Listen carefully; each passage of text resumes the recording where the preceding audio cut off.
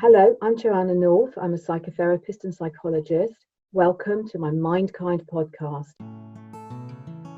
This is Jo North, and I'm delighted today to be talking with one of the women in our Adults Affected by Adoption group, which we run every month at Joanna North Associates. Millie, who is a really, really stalwart member of our group and very, very strong woman. And so we're delighted to talk with her. And she's going to talk today. There's an awful lot she can talk to us about, but today she's going to talk about birth records and how she has tried to find them. And it's complicated, but we do like stories. And Millie, thank you so much for talking with us.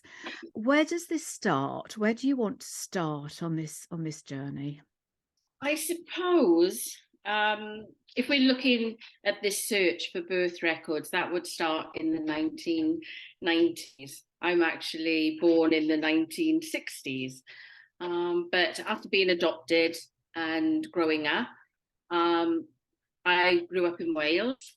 I moved to London and I wanted to maybe find out more information about my birth mother. I already had information about my birth father, but I felt that I needed more information about why I had been given up for adoption because of the story that had been told and had been almost part of who I had come to be. And that was, I'd been told I was given up for adoption because of racial issues. I'm a woman of mixed heritage, with the mother being white and the father being black. And I'd been told from a very early age that the reason I'd been given up for adoption was because I was black. And I thought, actually, I need to know the truth. And I felt I'd got to that age where I could actually cope with the truth. And that was in the 1990s. Yeah.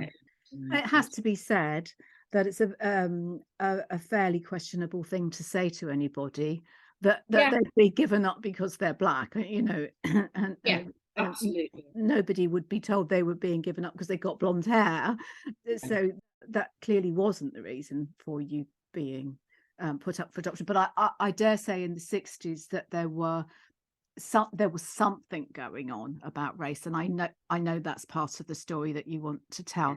So you're of mixed heritage. I think your adopted family were white, were they? That's right, yeah. So that was a complicated picture for a child. A very I don't know, but I guess you must have been very curious, or at least even sometimes very upset. How was that? Yes, I was. I grew up in a Welsh mining community and in a place where you never saw black or brown people unless you went to the Indian takeaway or the Chinese takeaway. And that was it. And when I was in school, there were no other people of colour at the school for most of my education. It was very different. It was very difficult on times because there was racism going on. And God bless my adopted parents, they did their best to cope with what was being thrown at them, whether that be neighbours or, people generally when they would go out with me. I mean, I've got to say, it's not like that today, but that was what was happening at that time. In those times, it was very different. I think that we must talk to you at length about your identity and your heritage, but we always talk with adopted people at length about their sense of identity, which is a cocktail that needs to be understood, doesn't it? And I'd love to talk to you more about that, but we thought we'd focus today on your decision to search. And so tell us at what stage or what age were you, and what did you do, and what steps did you take? I must have been about 30, around about 30. And lots of people used to ask me questions about, did I know who my birth mother and father were? And I'd always say, well, I know who my birth father was, didn't know anything about my birth mother. And I would often say, well, I'm not interested to find out anything, because, I'd go, because of these reasons, I don't want to find out anything. And I got to that point and I thought, actually, yeah, I want to know the truth of the matter, and decided to start the search, because people kept asking me lots of questions. Do you know who she is? Do you know what happened? And I could only go on hearsay on what I'd grown up with. And I thought, let's get to the bottom of this. And that's when I started this search. I felt quite seriously. And when I say seriously, today I know what seriously actually means when you really start to search. But at that time, I would be going, well, I think they lived here, and I think that was happening. And I try and do a little bit of digging for myself. Not very successfully, but I tried. Yeah, it's very easy to not. You need to rely on facts. Yes. In this search, don't you? And so, how did you go about digging up facts? And we do meet a lot of people who have feelings and imaginations and memories and thoughts, and these are all very valid parts of people's processes. But the deal is that it's solid facts that are going to find that person. So yeah, absolutely. I spoke with my adopted mum and I said, do you have my file? I thought there must have been a file. She told me that I had been made a ward of court. I've discovered since then I wasn't a ward of court, but I was, I can't remember what the phrase is, but I was like a protected child. That's right, because of the complex issues around the adoption. So I said to her, well, there must be a file. Do you have a file? And she said, no. So I said, well, can you tell me what you do know? What are the facts? What do you do know? And she started to give me little bits of information that the adoption had gone through one of the local county courts, where she thought the birth mother had moved to. And then that's when I thought, right, I'm going to go to that local court, which was in South Wales, spoke with them and didn't get very far with it, really, because they said all the papers over the years had been moved. So, the files weren't available there. Okay. Well, let's again deal in facts. The fact is that adopted people do have a right to their records. And that's a fact. And we know, because at JNA we spend a lot of time doing that. We do a birth records service for our clients. So what seems to be difficult is that we hear a lot of stories about people not being able to grasp their records. And I think your story isn't different from that. Tell us, at what point did you think this was going to be too hard? Oh my goodness, maybe the mid-90s. Over the years, I picked up and put down this issue because you get so far and it feels too hard. You definitely need somebody to work with, and you need a support network with you, to be honest. Yeah. Because if you try to do it alone, and I was alone most of the time, I had a little girl at the time, it was just, it was a big task. And there are times where you just go, I need to breathe, I need to put this down. Whereas if you were working with a support worker in some way, you'd feel like you could go forward. Yeah. Does that make sense? Of course. It's like being lost in the forest. Nobody can lead you out unless somebody knows the pathway. That's right. And it felt like, sometimes I felt like I was going forward, but a block would be put in the way. So if we I'll skip through the 90s, because it was on and off, that I decided to search for her, and it seemed too difficult a task. And maybe go to about the year 2000, somewhere around. Yeah. So how many years is that so far? That's how many years that we've skipped here. 7 years. Okay, so 7 years you were bitting and batting, and things were pieces of paper going forth, and you actually got nowhere. And I got nowhere with it. And you got nowhere. Had you established who the local authority were who managed the adoption? No. Yes, okay. And no. Yes, because I was told it was I was told that the court that everything happened through was Blackwood, but Blackwood documents got moved to Newport. Newport was saying that it was Caerphilly, and nobody was owning who was doing what, basically. Okay. So yeah, we got to around about the year 2000. Is it 2000? Yeah. Yes. Yeah, year 2000. Yeah. So there's a song, you see, playing in my head. I thought, right, I'm going to give it another go. At the same time, I also decided to think, okay, I've been through this journey, as horrible as some of the things that can happen as an adopted person, and I don't want somebody else to experience what I'd gone through. So I went forward for panel to be an adopter and also a foster carer. That's a whole other story, so we won't go there today. I'm not an adopter.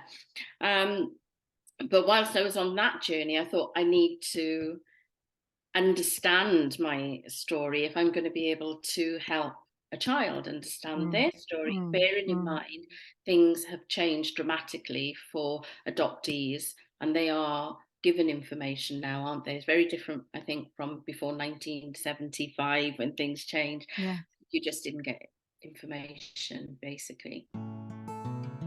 Please don't forget to subscribe to this podcast so you don't miss future episodes. And if you can rate the podcast in your podcast app, that will help spread the word and help more parents.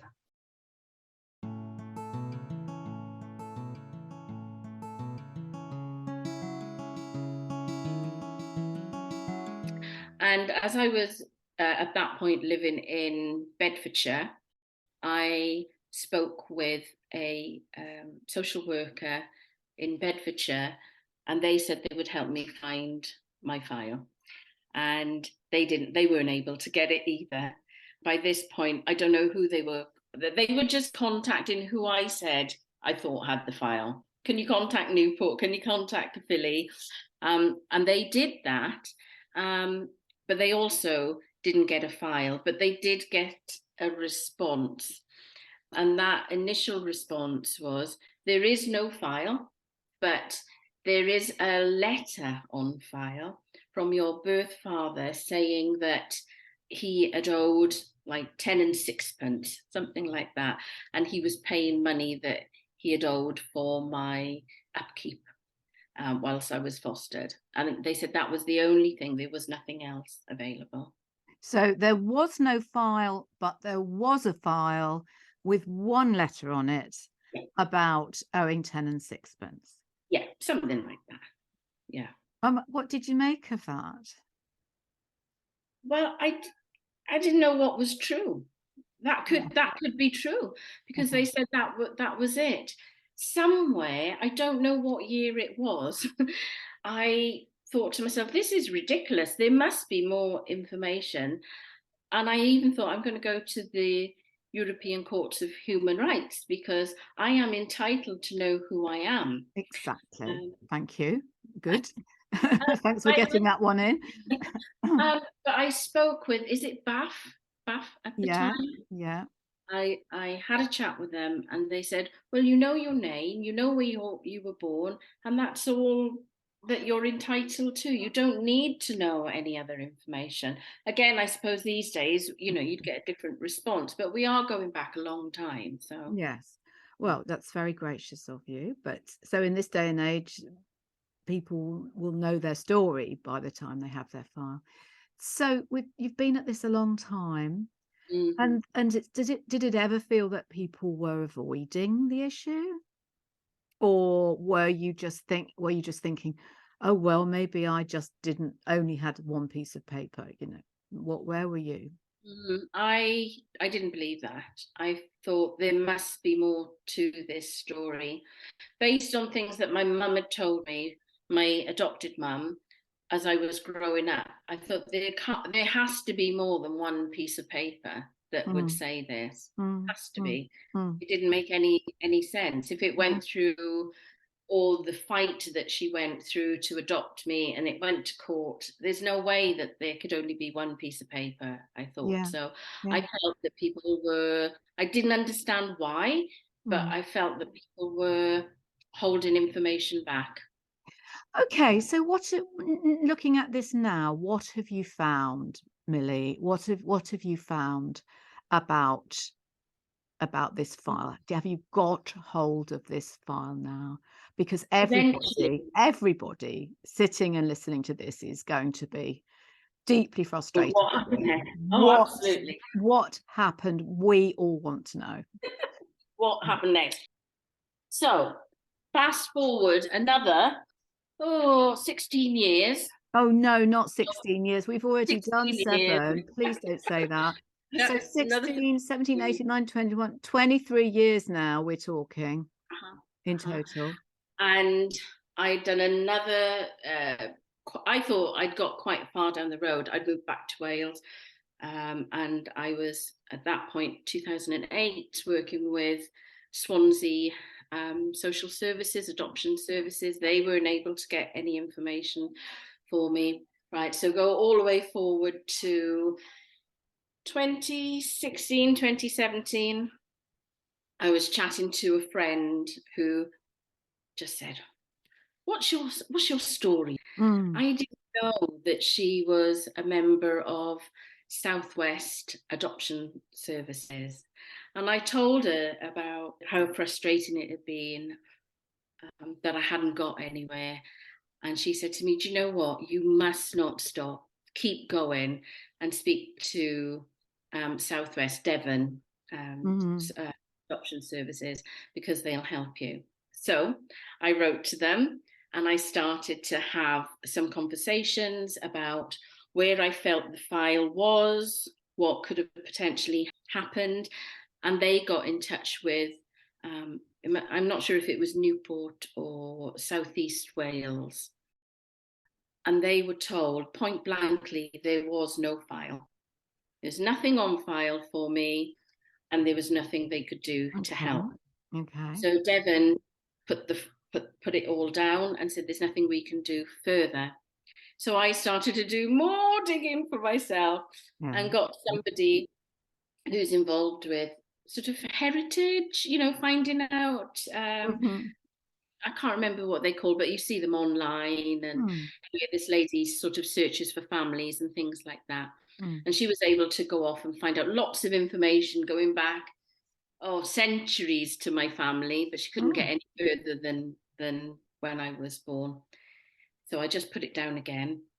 Interestingly, though, she had come up with names of my birth mother and potentially marriages. So there was this woman's name and different people's marriages. And I started to get all the marriage certificates. I wouldn't recommend any of this to anybody because it's heartbreaking.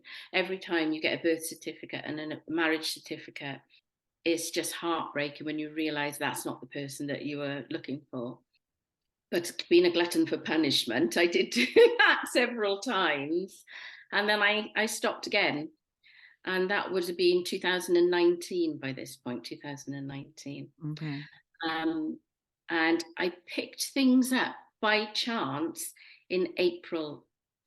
I'd gone on a retreat with women of mixed heritage, and there was somebody else there who had been adopted, and she had a story, and she'd found her file, an unconventional way, but she'd found her file, and she gave me an email address and a telephone number for someone to contact, which I did, and sent over my birth details and the details of my birth mother.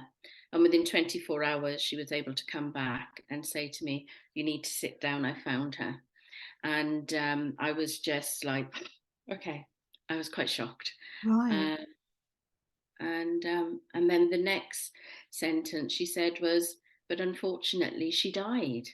And she died on Christmas Day 2020. And I was absolutely shook to my core, because I had searched for so long to try and find this person, and now I found her. She was no longer living, and we were beside ourselves, myself and my daughter.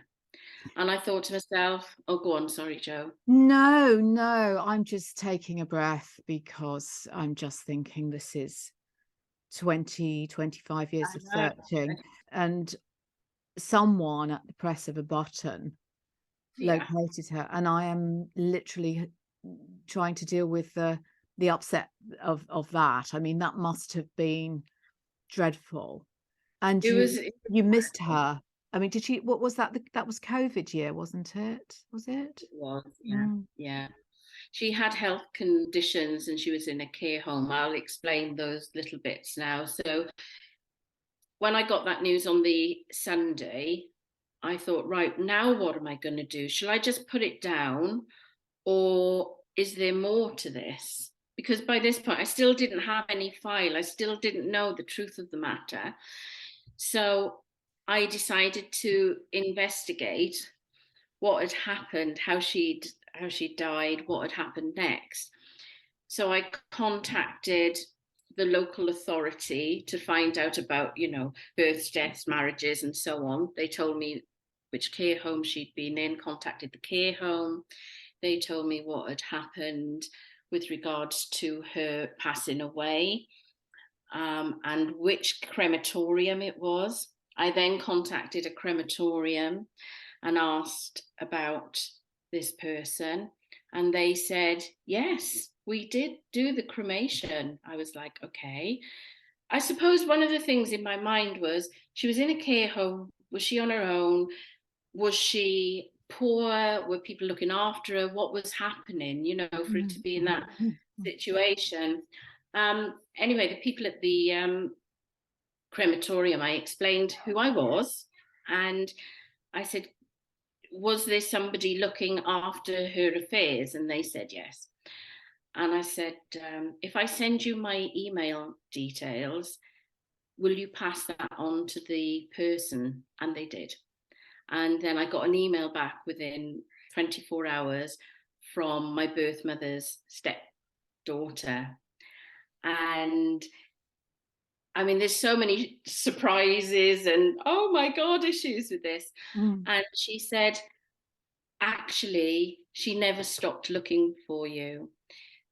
From that age group, a lot of women, I suppose, that had put their children up for adoption thought that they couldn't search for that child. That's the end of it. The adoption happens, and then it's up to the child at the age of 18 if they want to search for that person.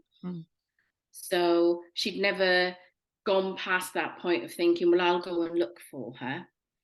But what she had done, thinking she was doing the right thing, was write to the local authority that had organised the adoption. And she wrote to them in 1993 with a letter saying, I had a child, she was put up for adoption, and I just want to get in contact with her. If she ever contacts you, please give her my contact details, because I want to know where she is. And that was in 1993. Okay. And I've seen that letter. It's another. You've seen that letter? So was that on file with the letter? Apparently, the one letter with about 10 shillings owing. It's another take a deep breath moment, isn't it? Because here's the it's like a Greek tragedy here of your search and her search, and it just never came off. And it never came off. Let's name it, Millie. It never came off because nobody would put their hands on that file. Okay. Yeah. So we've got a little bit of time left, right? And yeah.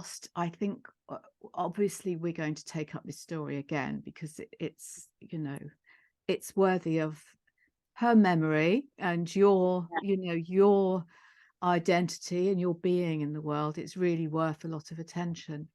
But I wonder if you can wind up our podcast today by letting us know, did you get your hands on that file? And did anyone give you any explanation? And where are you up to with that? Bearing in mind your life, your 25-year search.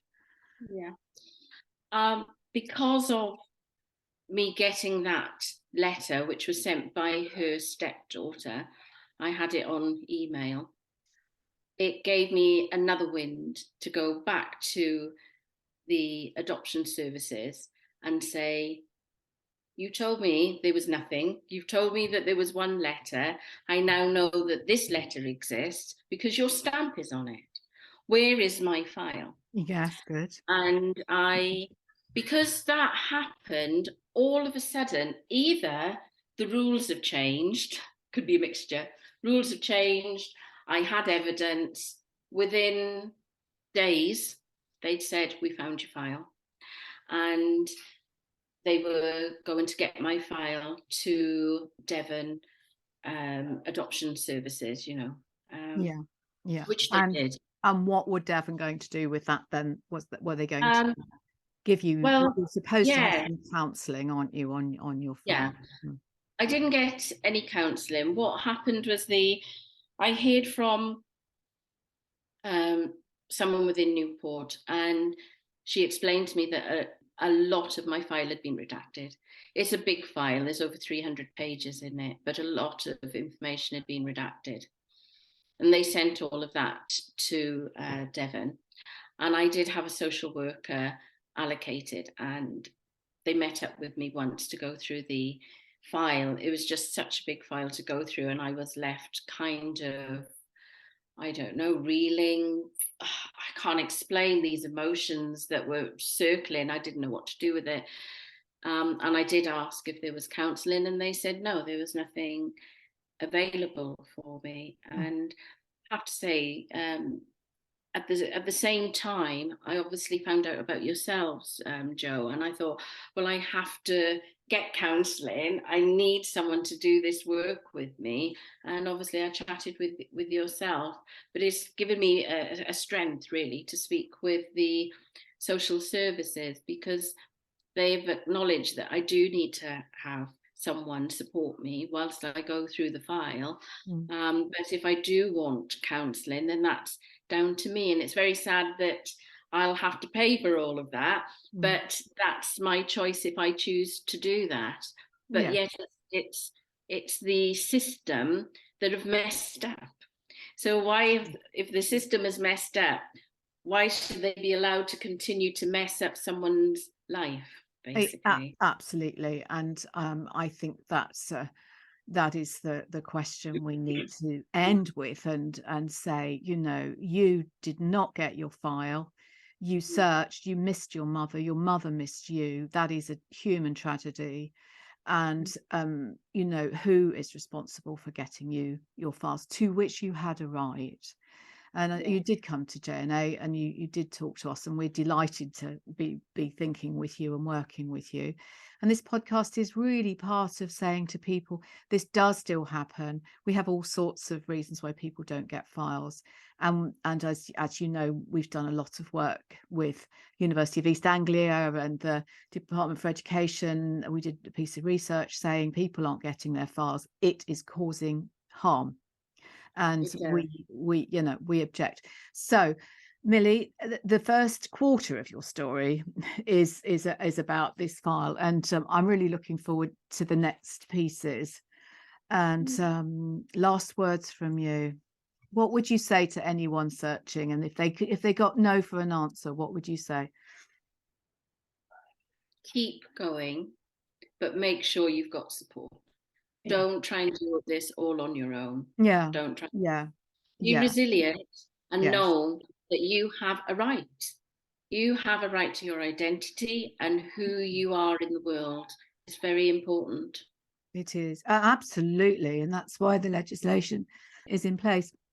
And just to say, at JNA, we've just this month we've set up, and we do searches and we do the intermediary work, but we've just set up a birth records retrieval service with a counselling service attached to it, because we seem to be quite strong on getting hold of records for people. And so anyone hearing this that wants to come to us, would be delighted to help them. Millie, thank you so much. Thank you for listening. We will continue to discuss this and other topics related to child mental health. So make sure you subscribe, and if you have any questions for future episodes, please email me. There is a link in the podcast description.